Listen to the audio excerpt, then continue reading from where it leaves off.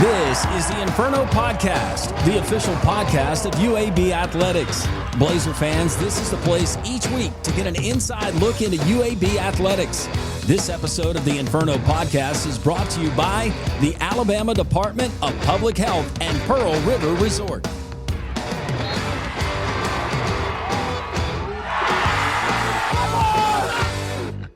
Hello, friends. Welcome into the Inferno Podcast, episode 32. My name is Landrum Roberts. I am your host. Coming up today on the podcast, it's springtime. Well, you got a lot of sports going on the South Side, but we have spring football practice. UAB head football coach Trent Dilfer is going to join us, and one of the new additions to the defensive side of the ball that the Blazers picked up out of the transfer portal in the offseason. Very impressive individual. You're going to have a chance to meet him as well. But as always, the rundown is brought to you by our friends at Legacy Credit Union, the official credit union of UAB Athletics. Also, other things happening, which I mentioned, a busy time for UAB softball, UAB baseball, other Olympic sports. We'll get into results in the upcoming schedule for that and more. You don't want to miss it. Episode 32. It's the Inferno Podcast, and it starts right now. Trent Dilfer here, head football coach of the UAB Blazers. I want to tell you about my friends at Legacy Credit Union. Legacy began as University Credit Union in 1955 and remains committed to UAB faculty, students, alumni, and fans. Not only do they support the Birmingham community, but they are also proud sponsors of UAB and UAB Athletics. Visit LegacyCreditUnion.com and find out why you should become a member today.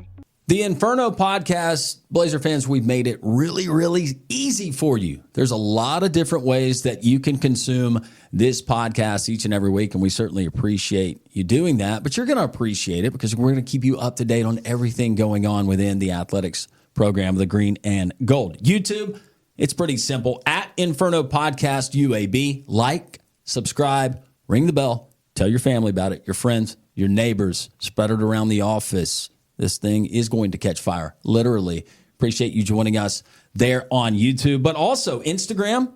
You can find us Inferno_pod on Twitter, or the X if you prefer, at InfernoPod_UAB. On Facebook, that's kind of the OG, right? UAB Athletics. You can find it there on Facebook.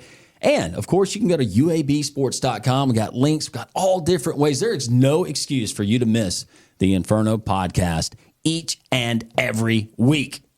The if in life, it's a world of possibilities. If you go for a night out with friends, if you can keep an eye on your money along the way, if you know you have overdraft protection with no fee transfers from savings, when you get a low balance alert, it's easier to say yes to fun. If that sounds good, try Regions Life Banking. Stay ready for the if in life. Regions Bank, embrace the if in life.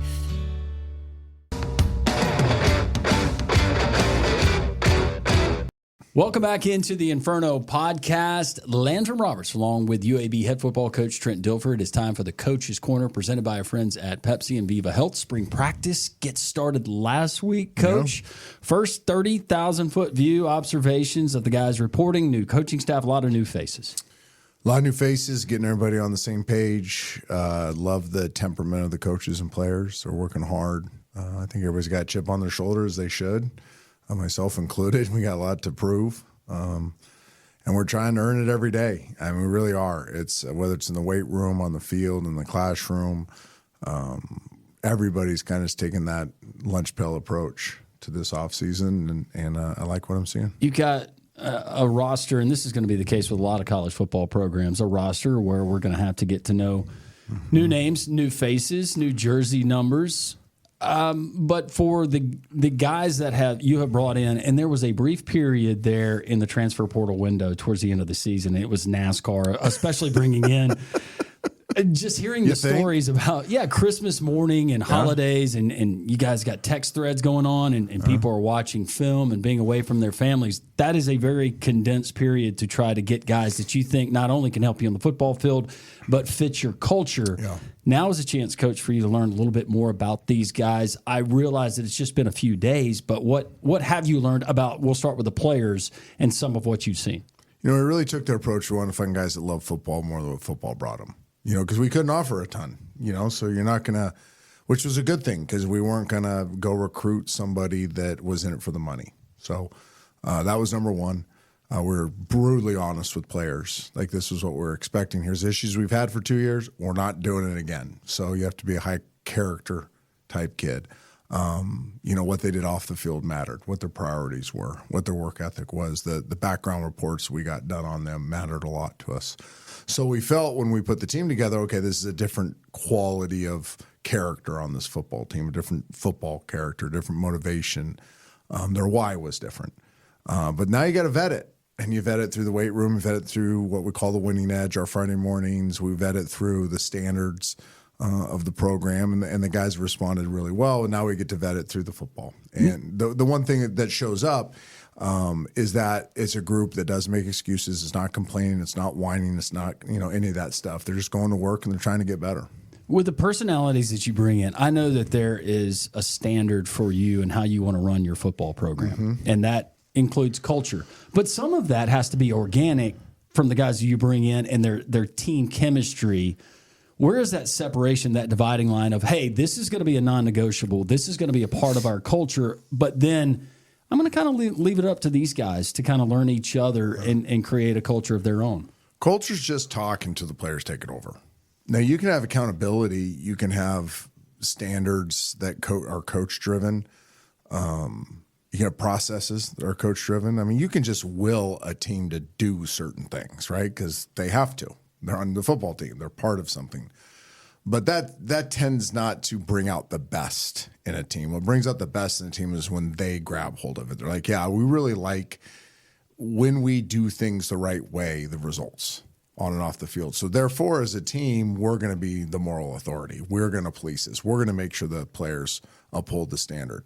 When it's like this whole, I've heard it talked about like, I'm going to be a leader, but I'm just going to take care of my own business and that's how I'm going to lead. That's crud. That just doesn't work. I mean, yes, you have to take your own business, but you got to pull others along with you too. You have to set an example. You have to make sure they're upholding the standard. So we're not there yet, but we have guys that are at least looking at this saying, you know what, I really like this. I like what's going on, and I'm going to make I'm kind of dipping my toe in being the moral authority, but at some point I'm going to be the moral authority on this team. Well, and now with some of the dynamics, and again, it's not things that we typically thought about. If we're talking about chemistry and culture on a team, you have so many players they're coming out of the portal. NIL is a part of it, and that would be easy for some of them to say, no, I'm here. This is a business deal. Yeah. I'm here to make sure that I fulfill my end of the bargain, but it's really all about me, and I got to get some really good reps on tape. So I think you can do both, though, and I think this is the thing you learn in the NFL is you can be selfish for success and still be a great teammate.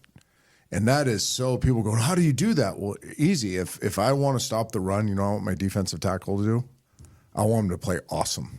You know what I mean? Like the best way he can help us win is by kicking tail all game long, right?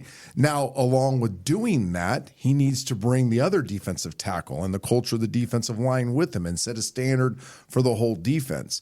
Now he's taking care of his business. He's chasing his best, but he's also aware of the team dynamic while he does it. That's a great football player. That's what you get in the NFL when you have really good teams. You have guys that, yeah, they make a lot of money. Yes, they want another contract, so they're going to make sure they never put anything bad on tape. But they're also aware that it takes 10 other dudes out there to make them look good. And he can make them look good too. So you can all make a lot of money if you're playing really well. And the example I heard given years ago, and we can now use it in college football, is if you look at these great defenses, right? And after the season's over, what happens to them? They get plucked by all the other teams in free agency.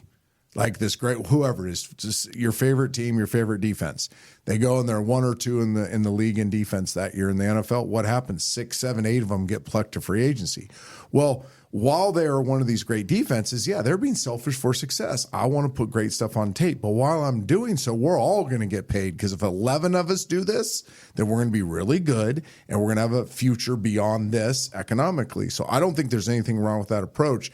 You just can't be selfish at the stake of your fellow teammates. You can't be selfish and put them in a position to not be successful.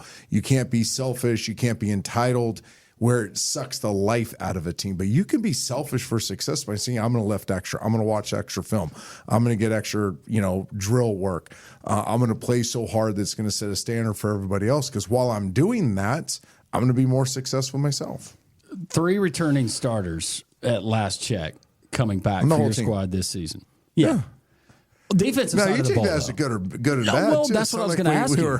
An awesome football team. You've got guys with NFL experience, and they've got the street cred. They've got the coins in their pocket, as they say, to come in. Is it almost easier for you on that side of the ball with the new coaches that are coming in, with the new players that are vying for starting jobs, where it is there's not this guy or this guy that's been in the program for 2 or 3 years. This is how we used to do it, or is it easier when you're bringing in a collection of so many new faces along with the new coaching staff? I think it has its advantages and it has its disadvantages. Like most things are both hands, right? Like it's nice because there's not a whole lot of talk about what's happened, right? This is where we're going. There's a lot of new learning. So there's not a lot of old ways of doing things. The guys that were here are excited about what's going on defensively. They like the system. They like the teaching. They like their position coaches. They like how they're being highlighted at their different positions. But again, a lot of that was done in recruiting. They probably wouldn't have come here if we weren't honest with them saying, hey, this is the 4-down structure. This is what your job will be. This is how we coach. This is who we are. So there was no, and you can ask Denver this, but there was no, here, tell you one thing, here's the other thing, right? I haven't heard one player say this is different than what was told to me in recruiting. And I'll say the same thing offensively. We're making some changes offensively too. So some pretty dramatic ones. So offense feels the same way. It's just like, hey, yeah, you've been part of this in the past, but take what's happened in the past. It's not like we've lit the world on fire. So, we got to get way better offensively too. So this is our new way of doing things. And if you don't like it, the portal opens April 15th. Go somewhere else because this is how we're going to do it.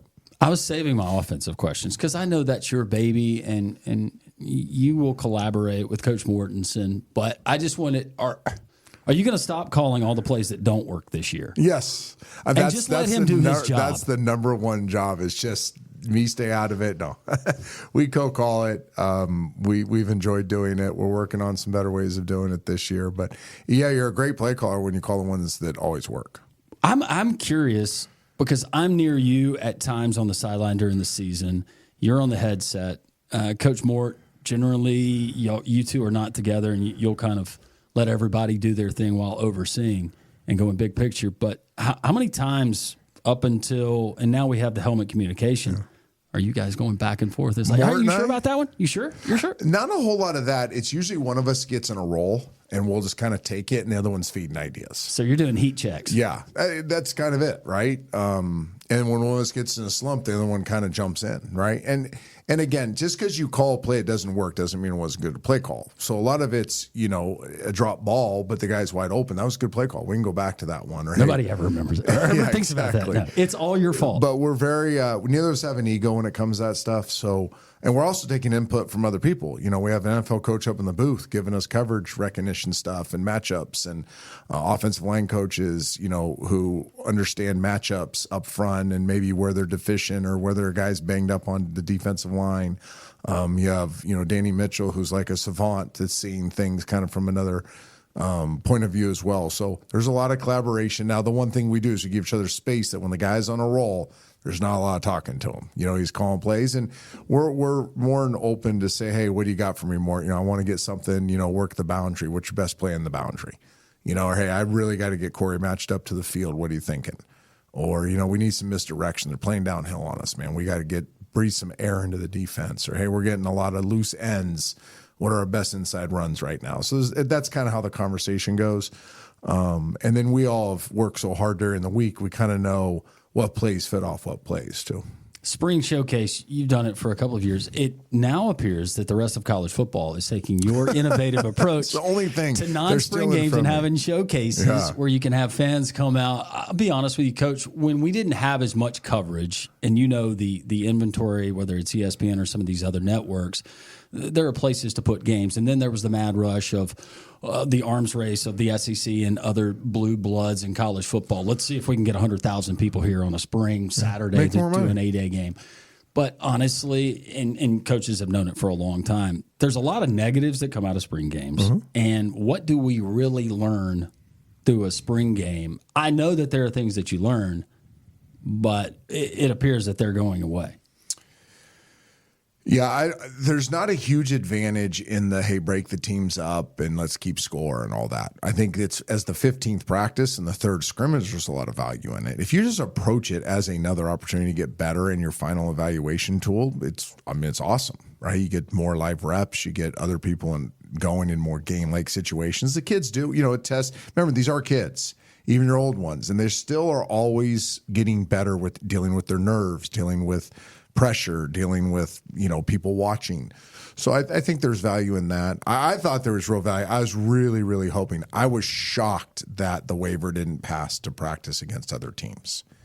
When Dion and Fran got together and said, hey, let's play each other, I thought it was two very powerful people in the sport, trying to get something going, and I thought it would happen.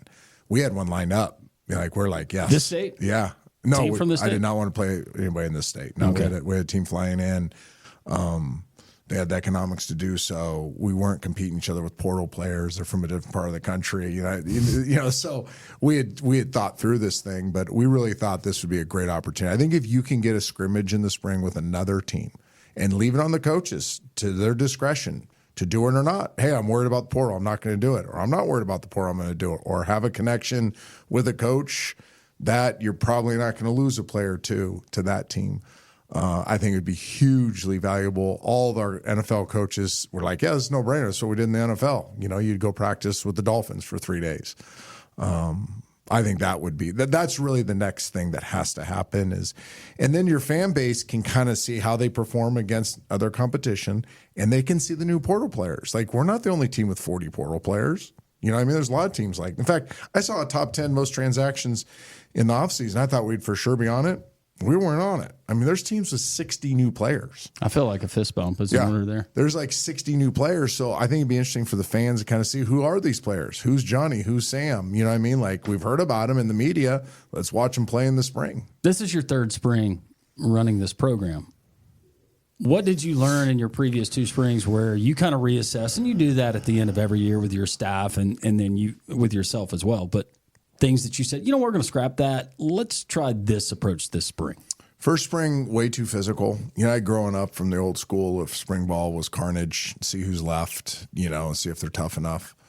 You don't have enough players, and they're not in playing shape yet, too. You forget that they don't have the August camp to kind of get ready. Which is scary. Yeah, get ready for that. So it's still physical, but it's less time intensive with physicality. I think taking advantage of the days off, we've learned how to take much better advantage of the days off because you space out. You have a practice than what we call an OTA, then another practice. So I think taking advantage of those, we've learned a lot about that. And then what you're really trying to accomplish in the spring ball, because what plays you script should direct what you're trying to get better at. And the first 2 years was let's just get everything in, right? Let's just teach them everything. And this year the focus has been much, let's teach them about football. Let's teach them about competing. It's this uphold the standard in everything in practice. We have time to teach the rest of the scheme. If we only get 60% of the scheme in over the spring, that's fine. We got time in May. We got all June, all July, all August.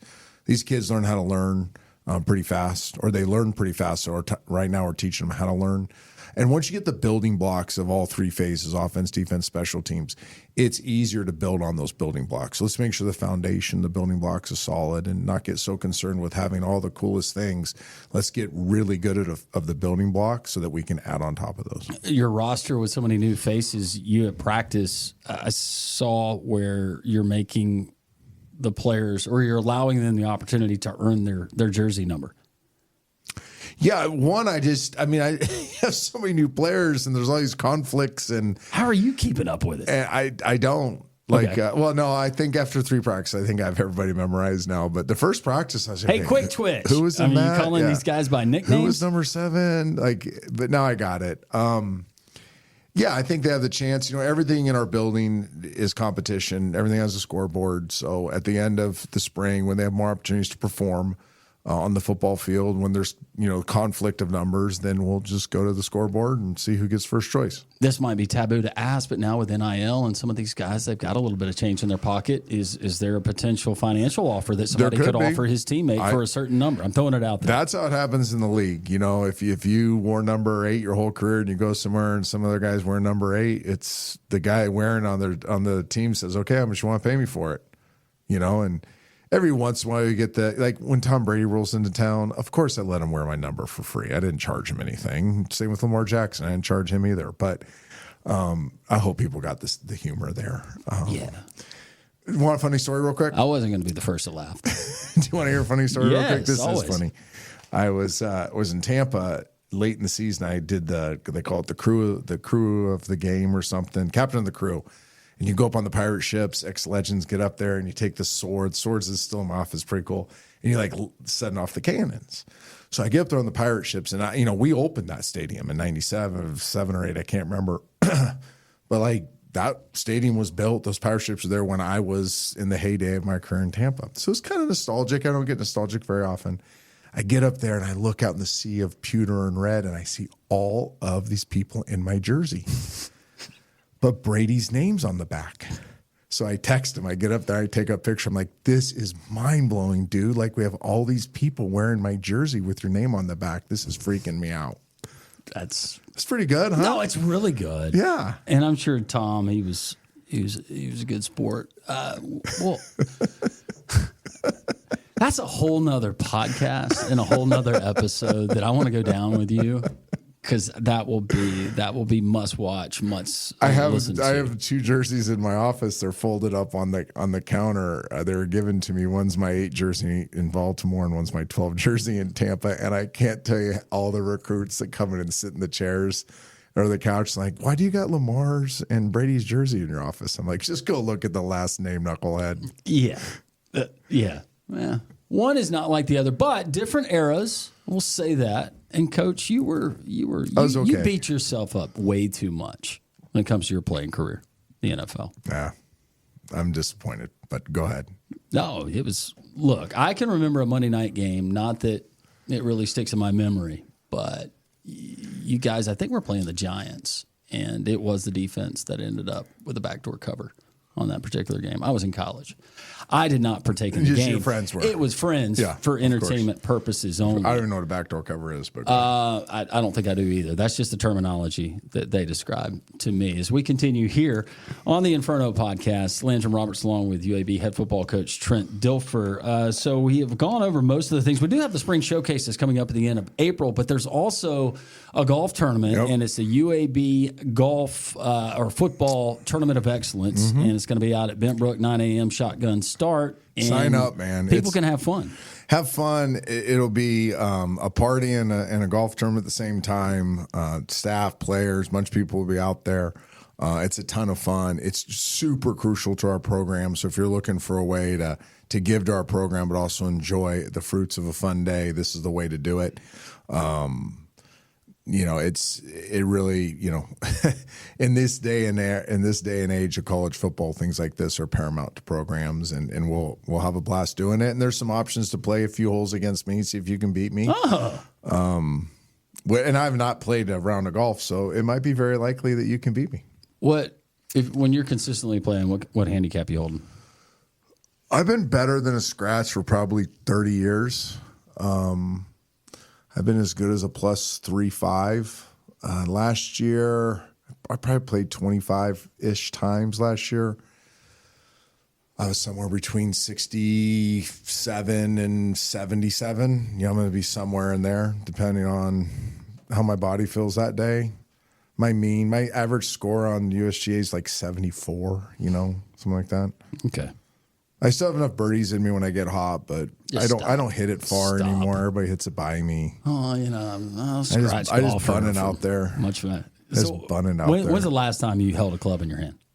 I actually hit balls. I've hit balls a few times in the last 10 days. So I had the neck surgery during the season. So I had the double level, 2-layer fusion. So I wasn't sure. I was kind of scared. So I went out and kind of hit some wedges. I'm like, oh, it doesn't hurt. And then I went and hit some irons. I'm like, oh, it doesn't hurt. And so the other day I pulled out the driver and hit probably balls for 45 minutes. Sore, but no pain. So when spring ball's over, I'll do donor golf and I'll do some weekend golf with the old farts out at the club. And then over summer break, I'll get to play a few times. Well, there is, and we were talking about Tom Brady or Aaron Rodgers or Trent Dilfer, so many former, and I realize it correlates to athletic ability, but playing in some of those charities and then those pro-am golf tournaments, it amazed me watching that growing up, how skilled those type of players, and I guess yourself included, are at playing golf. Well, it's addictive. It gives us something to compete at. And you got plenty of money to do it. Yes. Let's keep that That's there. true. And it's addictive. It's something you can do in the offseason. We're not risking your injury. Like a lot of us were basketball players, but it's not like you can go play a lot of basketball in the offseason. Your franchise would freak out. You can't ski. You can't do a lot of things. So golf is something you can do and compete at. And then in my generation, there was all those celebrity tour events. So you could go actually to different cities and compete, and they're on TV and all those things. So, I mean, it was the thing in the offseason. I mean, if you're a quarterback, kicker, there were other positions too, but you'd probably play 40 rounds of competitive golf in the offseason and took it pretty serious. And what got me hooked, I played in high school, but what got me hooked was I lived with a couple golfers in college, and they would kick my tail, and I'm like, there's no way this guy's beating me in this. So spring ball would end, and I would go straight to the golf course, and I'd stay there till my hands bled. And then I just learned how to get good. Maybe I will one day. I hit some balls. It was the first time in a while. What's your handicap? It's around 11. Oh, okay, so you can play. Yeah. Yeah, I think anybody that's, in that, if you're under 14, you can play golf.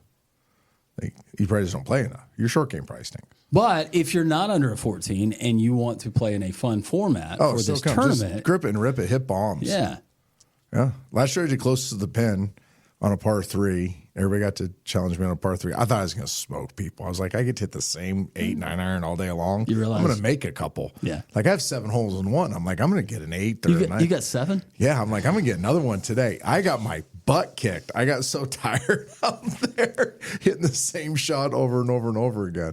All right. Once again, if you want to see UAB head football coach Trent Dilfer do his best, you name it, Tiger Woods, you can do so. That are Bentbrook, May the 12th, uabsports.evenue.net. Just go to uabsports.com. You can find the information and register your team, and that should be a whole lot of fun. And it certainly goes to a good cause, and that is the UAB football program of excellence and so many other things to talk about there. I did want to ask you, though, successful pro day, from what I understand, for your players, but going back to pro day, quarterbacks in particular, because I see some of these teams or pro scouts, people that have talked to people, whether it's Jalen Milrose, some of these other, I'm just staying with the quarterback position. How much of this leading up to the draft is posturing, or is to some degree all of this legitimate as far as position where we're going to take this kid or what we think about this kid?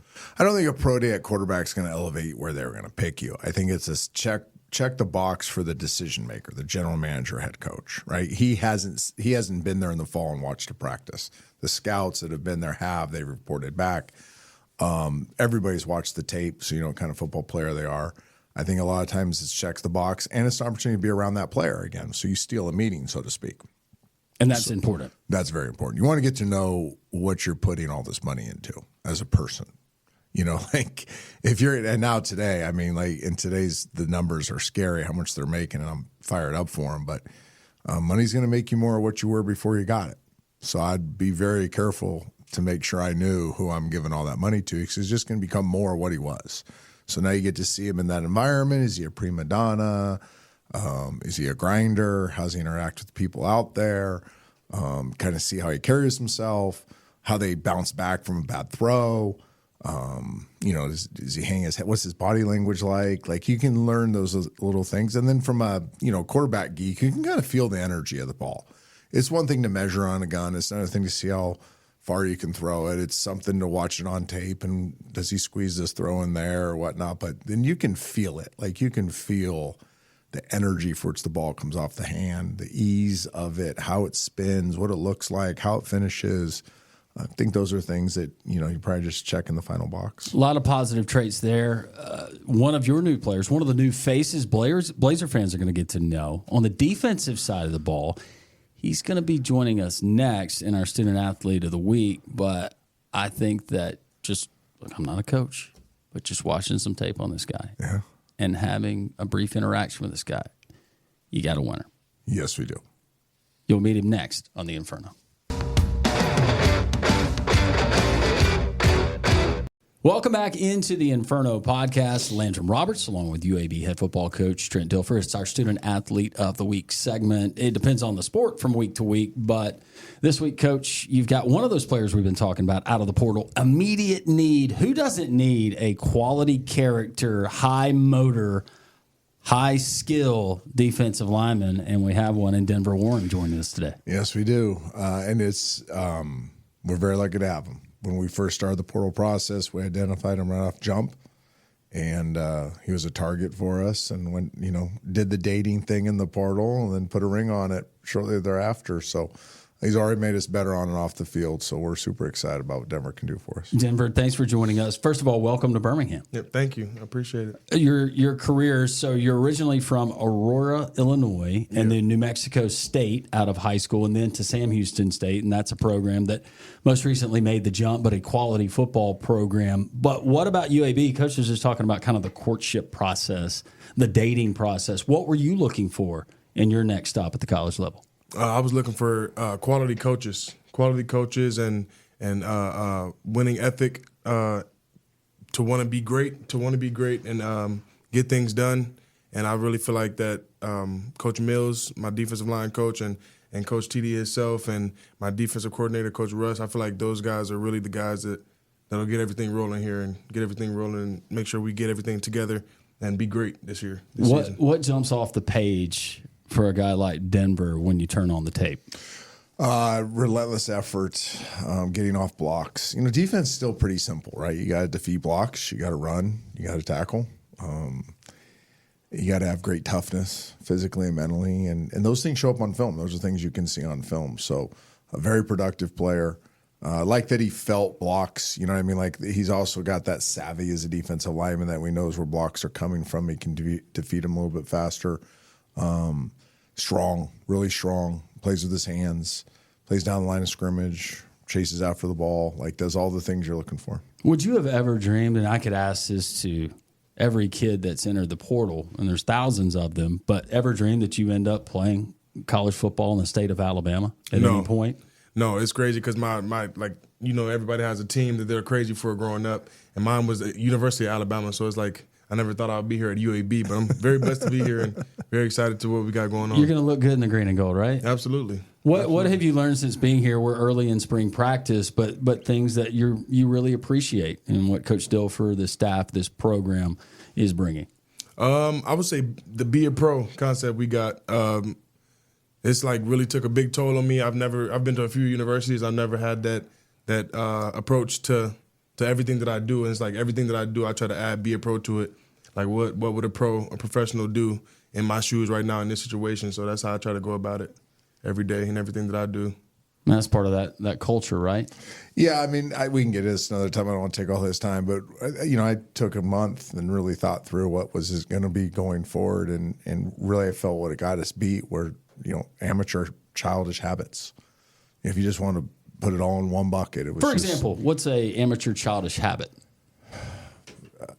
Not throwing stuff, not eating a breakfast plate and then not throwing it in the garbage, right. Not cleaning up your locker, wearing the wrong things to practice. I mean, things totally under your control, but it goes way beyond that. How you deal with people out in the community, how you deal with teammates,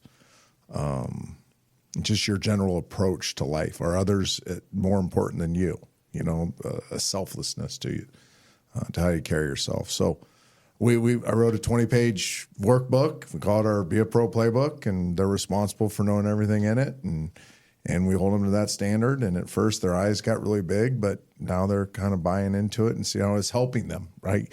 really, if you can give a player a tool that then he uses and he feels himself getting better, he or she, my daughters did this, they're going to do it. They're going to buy in. Now, if you give them something they don't feel makes them better, they're going to think you're full of crap. So we feel like the tools we've given them, they've all kind of recognized, I'm better. I'm a better student. I'm a better friend. I'm a better boyfriend. I'm a better football player. I'm a better son, whatever it is. And we're hopefully giving them the tools to be more successful on and off the football field. Denver, if you're selling yourself, and if this was you back in the portal process, and Coach Dilfer asks, he says, Denver, okay, in just a few bullet points, what are your positive attributes? What you can bring to this football program, bring this team?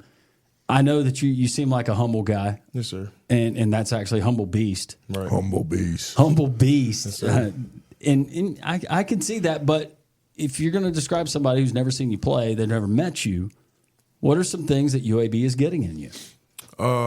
Crazy work ethic. I got a pretty hard drive with things that I do. I like to do things at the best of my ability, and like Coach was saying earlier, like bring people with me. I want to bring people along with me. I don't want to just elevate and keep climbing by myself, because I know, like all humbleness, I know I'm gonna get what I got to get done for me, but I want everybody to move all in one direction, so we can all have the same goal and same mindset and get the outcome that we're looking for this season.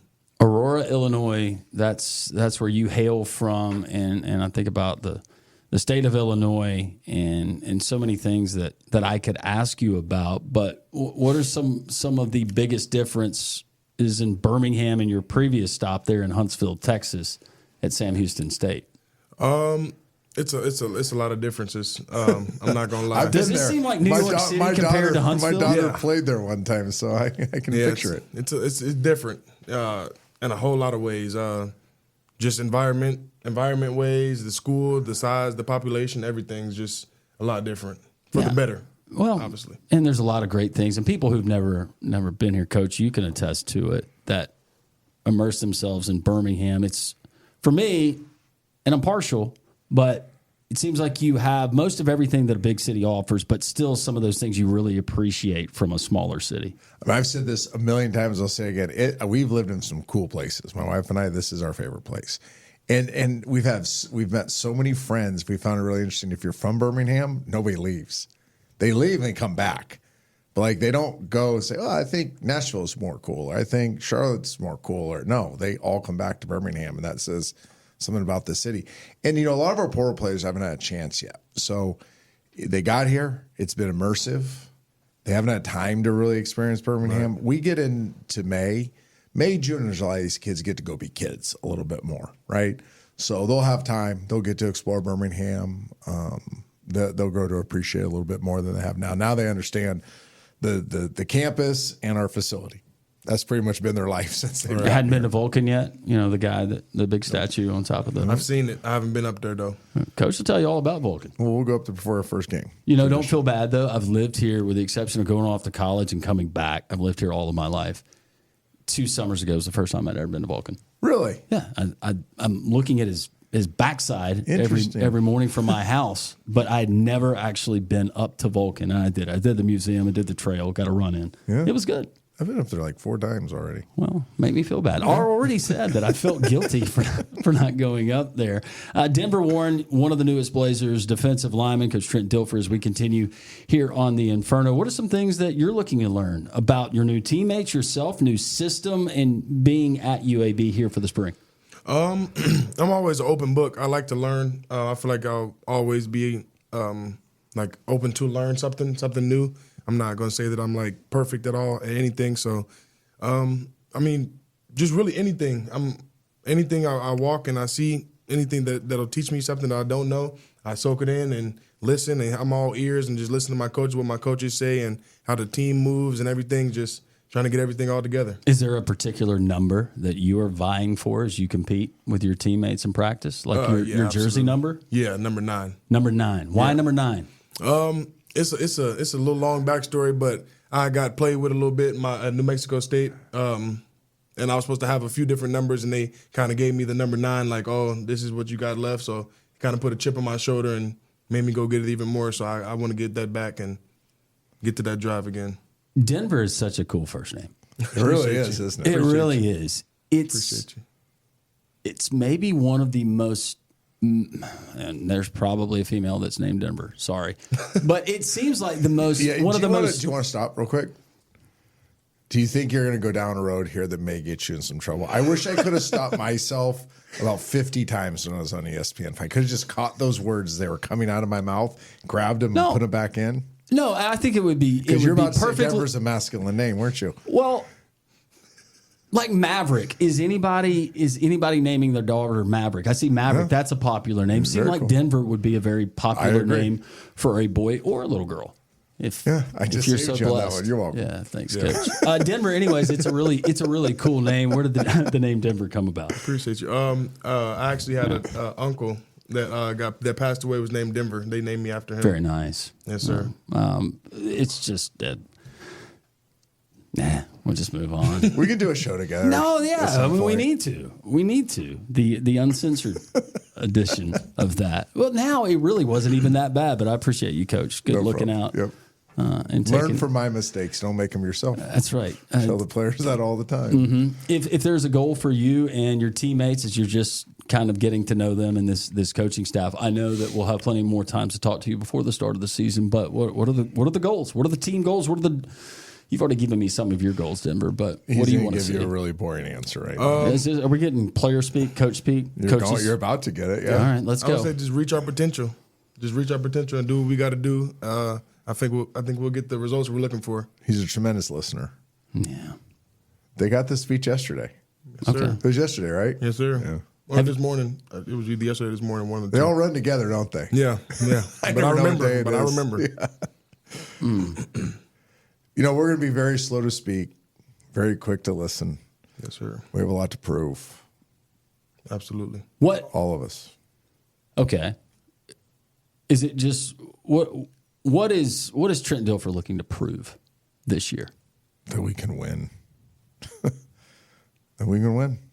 That we're doing it the right way.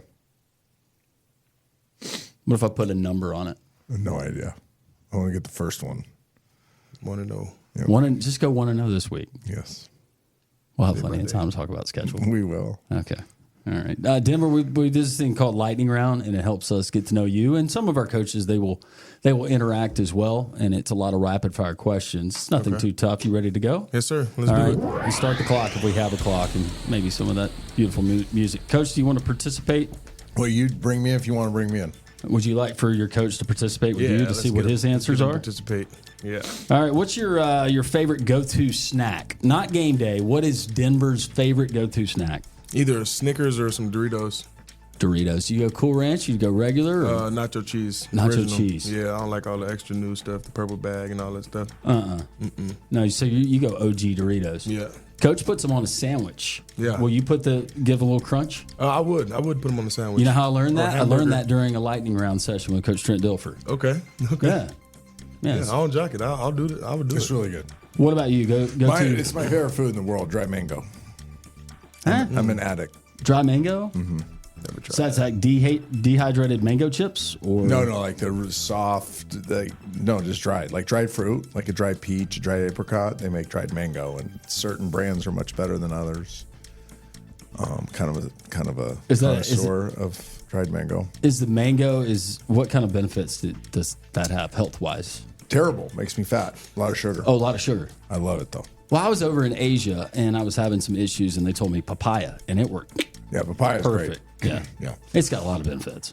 Yeah, but dried mango is I mean this. I'm addicted to it. My wife, I get mad at her when she doesn't buy it, and I get mad at her when she buys it. Because if she buys it, I eat it all, and if she doesn't buy it, I want it. So she's in really a lose-lose situation. So now she's hiding it, but we're in a new house, so now I'm digging through cupboards, knowing I know she bought it, right? Yeah. So I'm gonna find it. But I don't really know where everything goes in our new house, so I'm destroying things as I'm trying to look for the dried mango. It's a problem. This is a real problem of mine. It was easier at the old place. The whole place was easy. It was so small. I knew where everything was. Yeah. Yeah, you couldn't hide anything. So does she use that like as a reward for you? I think she is too, because that's the other great. day she didn't hide it. It was just sitting right there. Do you have any, you like dry mango? I never tried it. Oh, everybody should tried try it. to try it. Solely brand from Whole Foods or Publix. It's the best. I like mango though, so I can imagine I probably like it. Pre-game ritual. You got one? I just put my headphones in and go. I don't really talk too much. What's on the playlist? Slide music. Really? Slide music. We were talking about music on the way over. I played him a little REO Speedwagon. His idea of rock was like metal, and I'm like, okay, no, we need to teach you some like soft '80s rock. Journey. So he's gonna get Journey on the way home. We drove over here together, so I'm gonna Boston maybe. That may play him a little. What about some Air Supply? He heard Air Supply on the way over. Yeah, Air Supply. What do you think? That's good. More That's than good. a feeling by Boston on the way back. I think maybe 38 Special. Hold on loosely. He's gonna get. We have about a 12-minute drive, so I'll probably get 2-3. When I think of rock, I think of like heavy metal. So Yeah, like he that's introduced what he me to like a thought. different kind of rock. I'm not gonna lie. No, that's well. I'll stop myself there. We I don't can do wanna- it. all you metalheads out there, just relax. I'm still a big fan of the 80s big hair rock too. I am not ashamed of that. Big Hair Rock. No, there's and part of that, Poison, Coach. Def But Leppard. part of that was the videos that came along. were with them. awesome. They were awesome. Yeah. And if you were an impressionable Teenage Boy, they were teenage boy, even more then awesome. they were even more awesome. Yeah. Stop there. Very, very creative videos though back in the day. Yes. A lot of blower, the hair blowing. The high hair. High hair. Yeah, guys that wore a lot of makeup. A lot of makeup. Yeah, a lot of eyeliner at least, and would tease out the hair just a little bit. My favorite concert I ever went to, Def Leppard and Skid Row. Def Leppard was the drummer with one arm, right? Yes. Haven't I told this on the show? one arm? I think I told this. I actually got to meet him, and they sent me a video and a private, like a little special disc set. And they're good guys. Hobby that takes up your time outside of football. I like helping people. I like giving back or helping people and spending time with my dog. I got a dog. What kind of dog? American XL Bully. His name's Gucci. Gucci. Yeah. That's really cool. Yeah, I'm really a big love my dog dog. person. You know Coach is. We're huge. Yeah, I know. Have you met Coach's dog? I have. I don't think she's too She, fond of me she yet. didn't like you? Yeah, not yet. She's very particular. She's just particular. She's in very the office. particular. She's just particular Yeah, in the office. you could think tell her she's used to demeanor. me She yet. just wasn't sure about you. Right. Well, you would know if she wasn't sure about you, right, Coach? Yeah, she'll bark at you and not let you in the office. I'm looking for a picture where Matt Hasselbeck and I dressed up as Def Leppard. He sent it to me recently. Now you didn't go as a drummer, right? No, but we wore our British flag muscle shirts and had big hair. And it's a pretty epic picture. The problem is all these. How do you look for? How do you do text threads that have multiple people? I'm like, I just can't search Matthew Hasselbeck. Producer Molly, how does he do that? How do I do that? Can you help Coach? I don't know if it's like my wife and I were both on it. I did, but it comes up him. Like I know this was sent to on a group one. While Coach is looking for that, Yeah, I'm ask going to Denver a continue. question because you don't want to see Denver. this picture. If you had to watch a TV show or movie for the rest of the year and you could only watch that, what would it be? I don't know if these even go together for real, but I would say either Polar Express. I don't know if you know what that is. Yeah. It's a Christmas movie. That's like my number one movie. Really? Yeah, or The Blind Side. I still hear the bells. That's Either a great movie. Polar Express or The Blind Side. Or The Blind Side. Yeah. That's one of the good. two. I can watch both of those. There's other feel-good movies. Blindside is a good one. Mm-hmm. Another one that I could watch over and over, and maybe it's the length of the movie or just so many different things that I could watch Forrest Gump over and over. Oh yeah, absolutely. Yeah. I Really? have watched Forrest Gump over and over again. Yeah. It's a good movie. You know he played here in the state, Coach. Yes, I do know that. I used it the other day in a team meeting. Oh, you did? I used a Forrest Gump GIF. Is it GIF or GIF? GIF. Is it Jeff? I don't know. I'm the I wrong used to person say to ask. GIF, but then my daughters correct me. It is It's GIF? I think it's GIF. Do you have anybody that's like a Forrest Gump type player that you found here in the offseason? He was really fast. And he never got tired. That boy's a running fool. I need both. Who is someone you admire or take inspiration from besides Coach Dilfer? Like somebody in my immediate life, or like a Let's go immediate, and then maybe someone that our immediate life. audience would recognize. Immediate life, I would say my mom. She's just so strong. Always has been strong. Always been there for me. Always showed me how to stand tall, no matter what situation and whatever life can throw at you. Just keep on going. And then I would say, like an NFL player, like a. If you want to go NFL, you can go movie Yeah, star. I would say like Aaron Donald or Warren Sapp. Like I really really studied my game real bad after both of those players. Like if you go to my YouTube, like my TV right now, and just click recent searches, there's gonna be some Aaron Donald or Warren Sapp in that history. Those two guys, because that was going to be my follow-up. Is there a current or former defensive player that you model your game after? Yeah, those two guys. Like, yeah, You can't really go wrong with but that. yeah, Aaron Donald and If we get Warren Sapp. 50% of that There from was, you, Denver, this year, yeah. UAB defensive line is going to be fine. Got you. Have We're you gonna heard rock. the story of Sapp and Jacquez Green? Have I told this story on the No. pod? So do you anybody remember Jacquez Green? This is going to kill me if I can't find this picture. But Jacquez, he played at Florida, right? Yeah, didn't he? I don't know if he won an SEC track meet in the offseason, but he had medaled. Like, he was one of the fastest people in the SEC in track. And we drafted him first round, I think, in Tampa. He was really fast. Like, he was super, super, like, beep fast.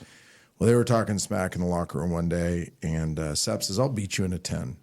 Now, Sapp is 320 pounds at the time, and Jacquez weighs 160 pounds soaking wet. And everybody's taking their sides. You know how locker room arguments go. And we got to the field, and, 98% of the team is with Jacquez. You know who's with Sapp? Coach Dungy. He's like, no, Warren's going to beat you. And everybody's like laughing, whatever. Oh, he's just your favorite coach. They ran a 10, and Warren beat him by that much. It's one of the fastest people in the SEC. A 320-pound defensive lineman. How did Dungy know that he was going to do it? Because he's so explosive at his start. His get off was, he was unblockable. That's he's that 3 technique and that gap on the outside shoulder of the guard. And if he just went vertical, like, tackle couldn't come down, the guard couldn't get out. Like, teams had to change their splits. So typically you'd have like an 18-inch split between the inside foot of the tackle and the outside foot of the guard. And all of a sudden those splits became like 4 inches because they couldn't give up any area for Sapp to get off the ball. He was that dominant. And you get those guys that there's just no reason why you should be able to explain why a human being that big can do what they do, but it's pretty incredible. Couldn't block him in practice. Practice was horrible. Training camp was just miserable. Couldn't block him. Every pass play was ruined. We never got to throw it. Like, it was a sack every play. It's just not fair, is it? Wasn't fair. We're continuing with Denver Warren, UAB's new defensive lineman, one of their new defensive linemen we're going to see coming up in the 2025 season. Is there a particular sport that you can't play that you wish you could, just for fun? Yeah, basketball. Basketball. Yeah, I can't. If I ever got a pickup game or something, I'm just gonna be cherry picking or sitting there at the 3-point line just to shoot. I can shoot, but all the extra in between, All the running and the I'm good with horse, but then it gets to a certain. I'm not looking to go back and forth and actually play defense. I wish I could play pickleball. Pickleball, you can't play pickleball. Fake knee. Can't move. Yeah, too much quick twitch for you. Can't move. I found it. Yes. Hockey is one for me. hockey. Yeah, Okay. not that we get a whole lot of hockey around here, but I can't ice skate. I can navigate my way without. That is awesome. Told you it was worth every second of me That looking is down at my phone. so good. Oh wow. Epic. And we smoked a ton of cigarettes that night. I'm gonna be honest with you, Coach. Which Just one are you? Dropped dirts the whole night. Def Leppard in Seattle concert. Yeah, You see that? Blow that up. Trent Dilfer. Matthew Hasselbeck dressed up as Def Leppard. How have we never seen this? How's this It's never been public. Has like, it? yeah, Matt posted. Matt usually posts it once a year. Is that the last time you wore lipstick? I'm not going to divulge that information. Okay.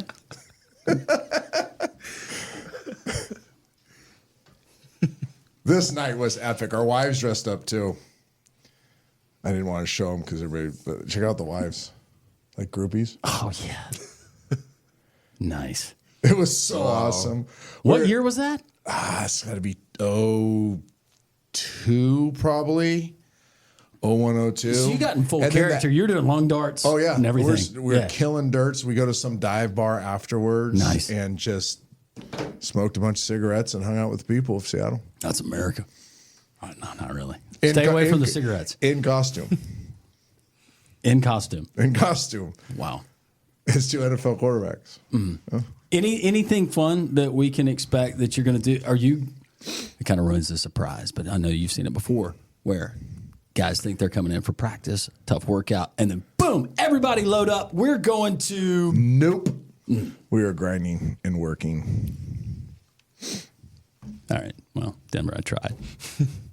I like to have lying, fun every though. now and then. Grinding, working. But winning is fun. Success is fun, right? They'll thank me later. Okay. Yeah. Coach, anything you want to leave with us on? No, excited about this guy. I hope I didn't hijack the interview. He's an awesome human. You did. We've talked a lot about trying to teach these kids the difference between hearing and listening. Mm-hmm. And I think a lot, and my daughter, so I'm not just ripping this generation, but this generation has a hard time listening. And they hear you, but they don't always listen. This is a kid that listens.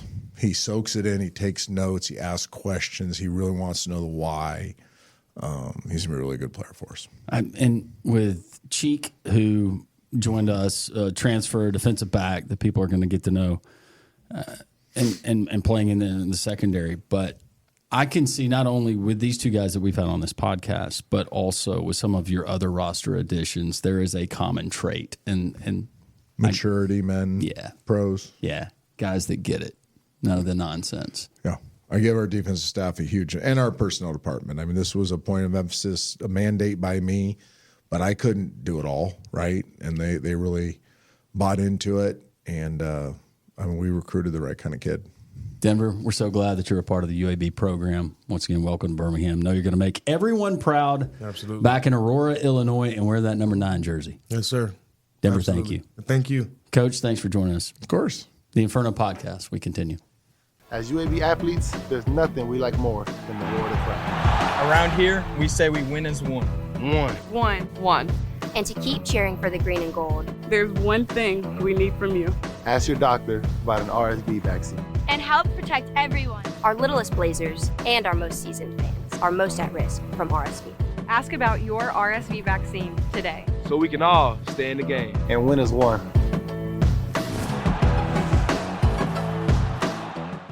We continue on the Inferno Podcast. It is time for This Week in UAB Athletics, presented by our friends at the Alabama Department of Public Health. To help protect all UAB fans, ask your doctor about your RSV vaccine today so we can all win as one. Let's start with UAB softball. Coach Taylor Smart, already a series win in conference play over Tulsa just a couple of weeks ago. This past weekend, they had to travel to take on a Memphis Tiger squad on the road. Blazers get 2 out of 3. Now all of a sudden 5-7 in conference play. Back at home this week in a weekend set as they're going to host Wichita State Friday, the first pitch at 5:30, Saturday at 1, and then Sunday at noon. Meanwhile, Casey Dunn, the UAB baseball program, still early in their season. They had to go on the road, take on a very talented Wichita State Shockers program. Blazers get 1 out of the 3. But the good news is they're back at home, Young Memorial Field, beginning this Friday against a very good UTSA team, 5-1 in conference play. Just came off of the sweep of FAU, 23-7 overall. So the Blazers going to have their hands full. Get out and support Casey Dunn and the baseball team. Friday, 5 p.m., the first pitch. Saturday at 2 p.m., and then Sunday at 1 p.m. UAB beach volleyball. They split a couple of contests last weekend. They're in the great state of Arizona, Phoenix to be exact. Back at it this weekend. They're in Myrtle Beach taking on the likes of College of Charleston, Coastal Carolina, and UNC Wilmington. Also, the Florida Gainesville relays that are going to be taking place on Friday and Saturday. UAB track and field theirs. They continue their season. And women's tennis, they knock off Western Kentucky and the Hilltoppers last weekend. They're at Charlotte coming up this Friday. For all the information that you need, whether it's scheduling, news, roster updates, all of that can be found at uabsports.com. This is the Inferno Podcast, the official podcast of UAB Athletics. Blazer fans, this is the place each week to get an inside look into UAB Athletics. This episode of the Inferno Podcast is brought to you by the Alabama Department of Public Health and Pearl River Resort.